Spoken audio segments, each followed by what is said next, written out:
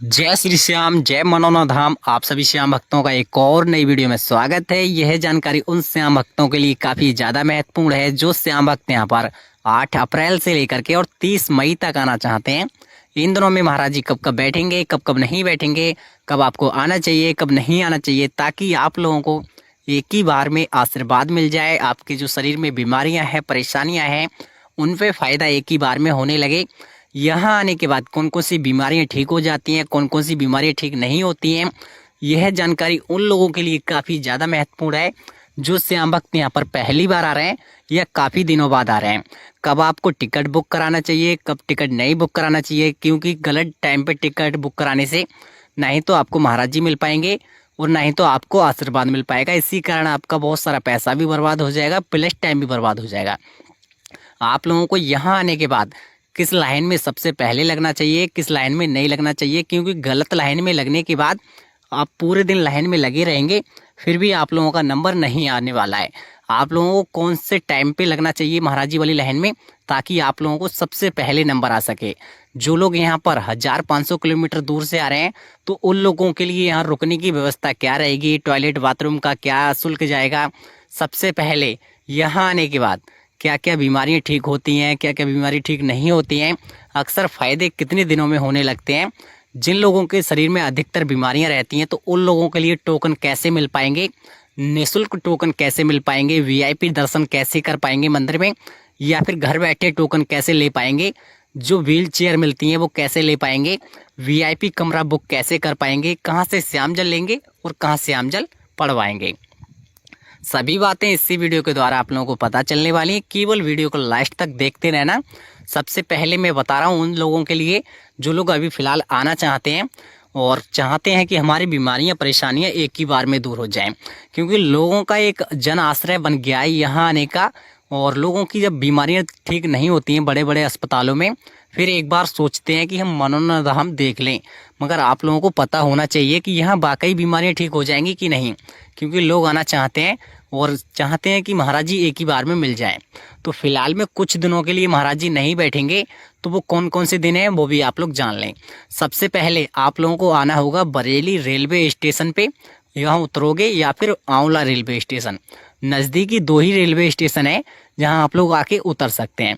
उतरने के बाद वहाँ से ई रिक्शा टेम्पो बुक कर लेना है। बुक करने के बाद उनसे कह देना है कि हमें जाना है मनोना धाम।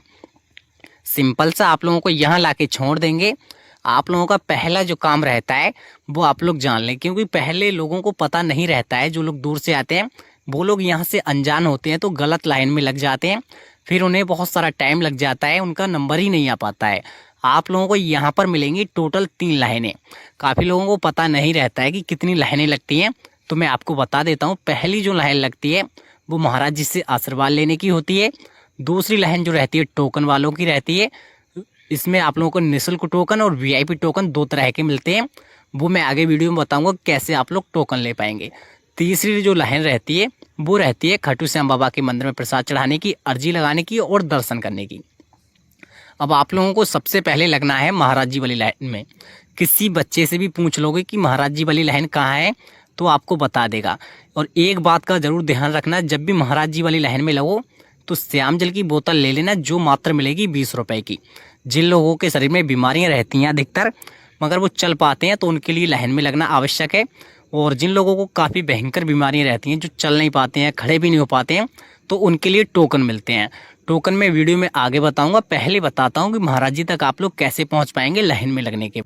सबसे पहले आप लोगों को लग जाना है लाइन में, वो भी सुबह के 3 से 4-5 बजे मॉर्निंग टाइम में। भाई अंधेरा रहेगा थोड़ा, मगर ध्यान रखो, अगर जितनी जल्दी लग जाओगे उतना फ़ायदा आप लोगों के लिए रहेगा। एक बात ध्यान रखोगे, जब भी लाइन में लगोगे फुल इंतजाम से लगोगे। अगर आपके साथ में कोई छोटा बच्चा है तो उसके लिए दूध वगैरह रखोगे, और साथ में पानी भी लेके जाना पीने के लिए, और कुछ खाने पीने के लिए आप भी ले जाना।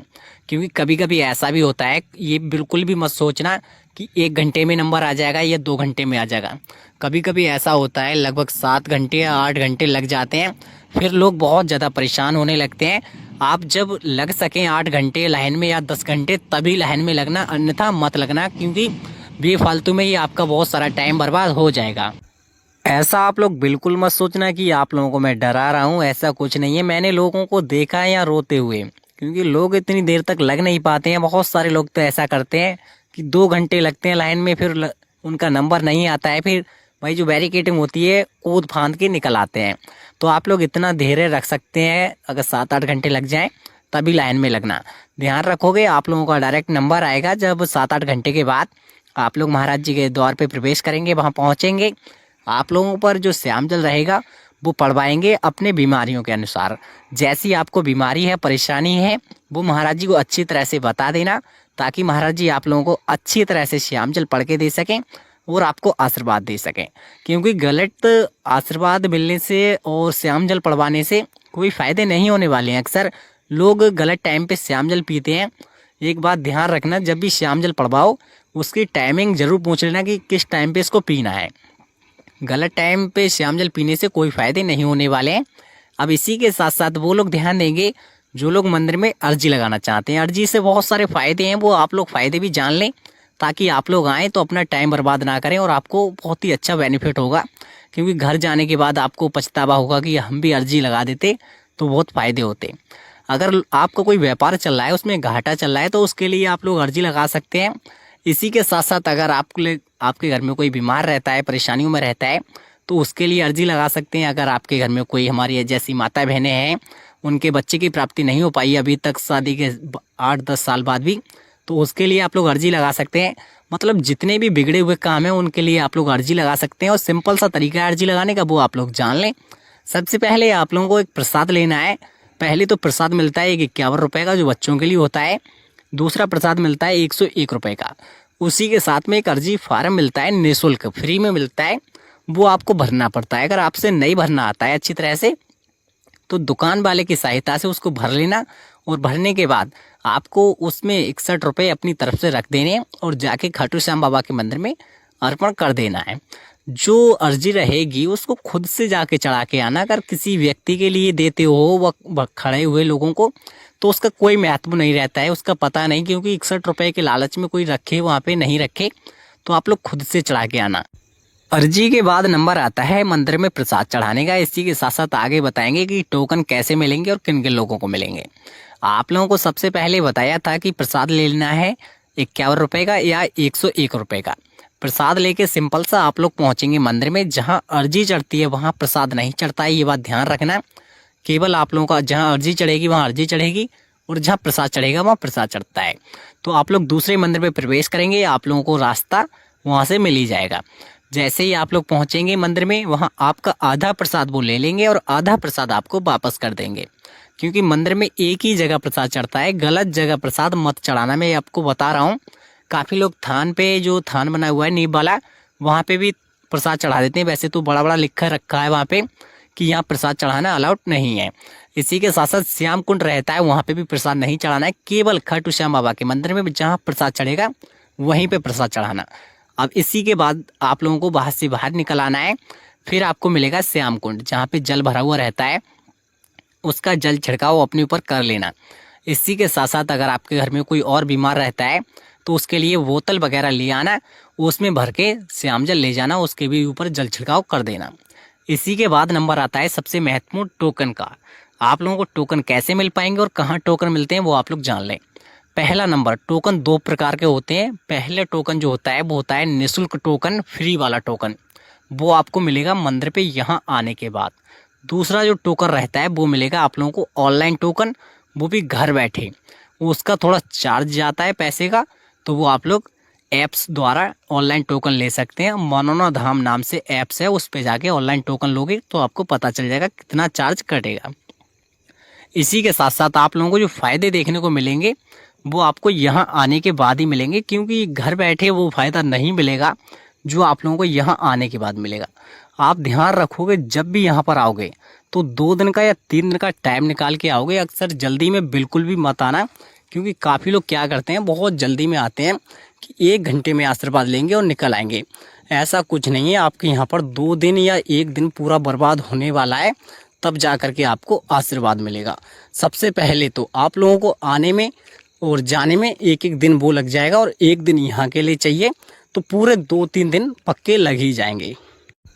टोकन वालों को खास तौर से बता दे रहा हूँ, ये वाली जगह है गेट नंबर 1। गेट नंबर 1 पे आ जाना है आप लोगों को, और सुबह 8 बजे से लेकर के और रात के 8 बजे तक निःशुल्क टोकन मिलते हैं, और प्रवेश होगा आपका 2 बार में।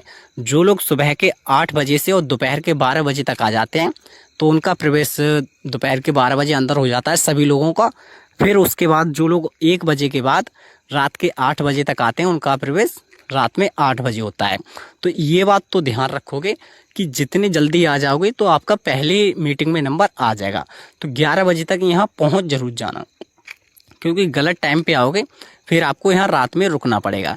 अब एक बात ध्यान रखना, जितने भी लोग काफ़ी दूर से आ रहे हैं तो परिवार के साथ आ रहे हैं या फिर अकेले आ रहे हैं, तो मैं यहाँ रुकने की जगह बता देता हूँ। आप लोग रुक सकेंगे, अच्छा खाना खा सकेंगे, और वो भी कम से कम दाम में। और फ्री में कैसे रुक पाएंगे वो भी आप लोगों को बता दूंगा। सबसे पहले एक वीआईपी होटल में अगर पहुँच भी जाओगे आप लोग ना, अच्छी खासी धर्मशाला में, तो उसका जो रेंट पड़ेगा वो आपको 1500 रुपये फर्स्ट क्लास पड़ेगा, सेकंड क्लास का 1200, थर्ड क्लास 800 रुपये। इसी के साथ साथ आप लोगों को अगर खाना भी खाना है तो उसका चार्ज अलग पड़ेगा। लगभग 60 रुपये से स्टार्ट होकर के 120 रुपये, 150 रुपये में खाना आप लोगों को भरपेट मिल जाएगा एक व्यक्ति के लिए। इसी के साथ साथ काफ़ी लोगों पे बजट कम रहता है तो उसकी प्रक्रिया अलग बता देता हूँ। अगर बजट कम है आप लोगों का तो फ्री में रुकना चाहते हैं तो आप लोगों को यहाँ पर महाराज जी द्वारा टीन सेट भी मिल जाएंगे जो पड़े हुए हैं, उन टीन सेट में भी रुक सकते हो। उस का रुपया पैसा कुछ नहीं जाता है। इसी के साथ साथ इन दुकानों पर से प्रसाद लोगे आप ना, उन्हीं दुकानों पर रुकने की व्यवस्था निःशुल्क होती है। केवल आप लोग उन दुकानों पर से प्रसाद लेना और आप लोग रात और दिन में फ्री में रुक सकते हो, कोई रुपया पैसा नहीं जाएगा। खाने की प्रक्रिया वही है सभी लोगों के लिए, 60 रुपये से 120 रुपये तक का खाना आप लोगों को मिल जाएगा। और एक बात का ध्यान रखोगे, यहाँ से अगर आप लोग वापसी करेंगे जब भी, तो यहाँ से ही ई रिक्शा टेम्पो आपको मिल जाएंगे। अगर जितने भी लोग यहाँ से पूरी के पूरी 4 व्हीलर कार वगैरह बुक करना चाहते हैं, टैक्सी आपके घर तक छोड़ देगी ले जा करके, क्योंकि यहाँ पर सभी सेवाएं आपको मिल जाएंगी। आप लोग जब भी यहाँ पर आएँ आप लोगों को ध्यान रखना होगा कि अपने मन और सच्ची श्रद्धा से आएँ, ताकि आप लोगों को फ़ायदा हो सके एक ही बार में। काफ़ी लोग यह भी पूछते हैं कि यहाँ आने के बाद कौन कौन सी बीमारियाँ ठीक हो जाती हैं, कौन कौन सी बीमारियाँ ठीक नहीं होती हैं। तो आप लोगों के लिए मैं बता दूं, यहाँ आने के बाद आपको कोई सी भी बीमारी हो, केवल हाथ टूटे हुए पैर टूटे हुए ना हो, अंदरूनी कोई बीमारी हो, यहाँ आने के बाद सभी बीमारियाँ ठीक होने के पूरे चांसेस रहते हैं। क्या होता है, काफ़ी लोगों को एक ही बार में फ़ायदा हो जाता है, काफ़ी लोगों को 2 बार में या 3 बार में फ़ायदे होते हैं। तो आप लोगों को इन बातों का ध्यान रखना है। एक बार में ही आकर के हार बिल्कुल भी नहीं माननी है। आप लोगों को हो सकता है 1 बार में नहीं 2 बार में फ़ायदा पक्का पड़ ही जाएगा। काफ़ी लोगों को ऐसा होता है 2 बार में भी फ़ायदा नहीं पड़ पाता है, 3 बार में फ़ायदा नहीं पड़ पाता है, तब आगे जा कर के फ़ायदा पड़ता है। अब यहाँ पर काफ़ी लोग यहाँ पर 1500 किलोमीटर दूर से आते हैं तो बार बार नहीं आ पाते हैं किसी कारण से। तो आप लोग यहाँ पर जब भी आएँ तो 3 से 4 श्याम जल की बोतल पड़वा के ले जाना, क्योंकि आपका श्याम जल रहेगा तो आपको फ़ायदा देखने को मिल जाएगा। और जितने भी लोग अभी फ़िलहाल आना चाहते हैं तो उनके लिए मैं महत्वपूर्ण जानकारी बता देता हूँ। 7 अप्रैल से लेकर के और 15 अप्रैल तक महाराज जी नहीं बैठेंगे।